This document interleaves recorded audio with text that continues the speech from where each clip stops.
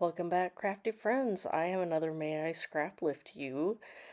Today is going back to day 15, which was Michelle Kent McCants, and she is Stamp Booker on Instagram and YouTube. And so here I am showing you the layout that I chose. And today I am making another double 6x8 page layout for my dog Taylor and to document just some of her shenanigans. So today, this was 4 little pictures that I have of her and one of her favorite toys, which is a small little popcorn um, squishy, squeezy dog toy that she likes to play fetch with. And I just caught these funny pictures of her. And so here I'm just kind of auditioning where I want the pictures to go.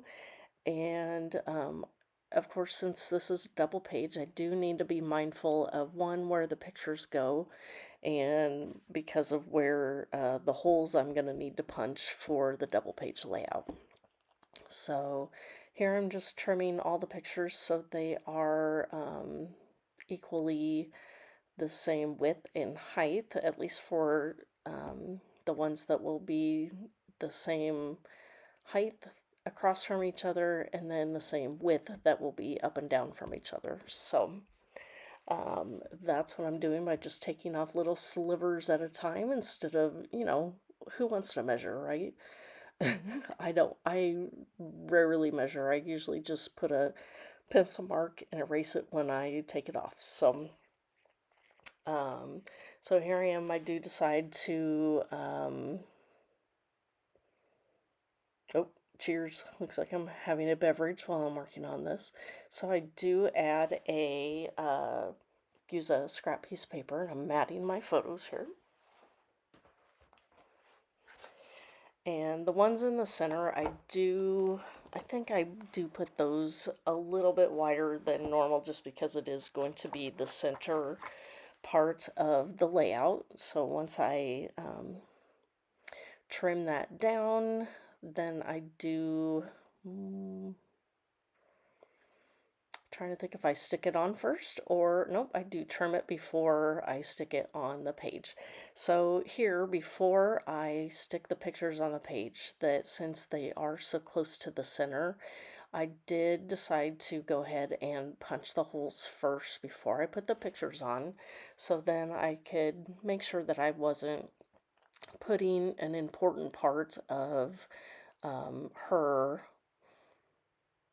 and needing to punch a hole. So I didn't want it to be like on her face funny or anything like that. So it would be in the dead space of the photos.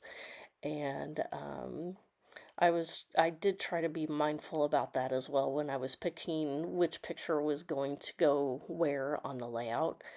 And so once I have those stuck down, then I do go back and repunch the holes, and I was happy with where they ended up, that it worked out really good, that they did fall within a good place within each side of the layout. So there is the base of my layout there, and I've had this,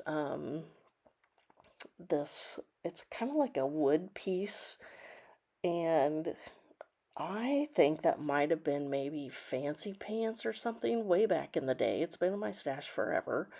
And it was something that some company had with their collections at one point in time. And I don't know, I just thought I would use it eventually, and today is the day. So Taylor was blessed with this beautiful piece of ephemera that I get to use, and I have had this paw print punch in my stash for quite some time as well. And so I just punched that in a piece and made this banner piece there. I did use some foam adhesive there to raise it up and make a little bit of dimension just under the paw print, and then I just left it flat underneath the popcorn piece. And so then to create the border, that I just used some additional scraps that I had in my scrap bin that basically coordinated with the other pieces that I had on the layout, and making a border at the top and a border at the bottom. And then I do end up pulling out, well, I have this tag, and I didn't really care for the dog that was actually on the tag. But I had this within my dog stuff, so I have these flair that I think are from.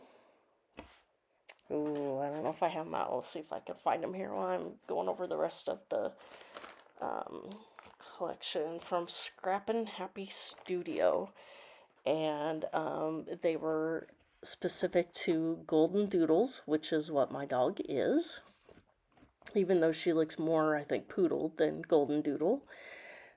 So this one just says, heart my Goldendoodle, and so I use that to go over the top of the dog. I also had this really old bone that says woof, and there you can see I was putting on my journaling about her love of popcorn. And when we got the bark box with the popcorn in it, that we knew she was gonna love that toy. So here I am again using some of those enamel dots up that coordinate with this layout. And that is pretty much going to wrap things up. I think I must have lost the footage where I added the yellow border at the top and the bottom, but again, that was just another scrap as well. I tore it down the middle and put a little bit at top and a little bit at bottom. So if you have any questions, please let me know. Otherwise, we'll see you next time. Thanks for watching.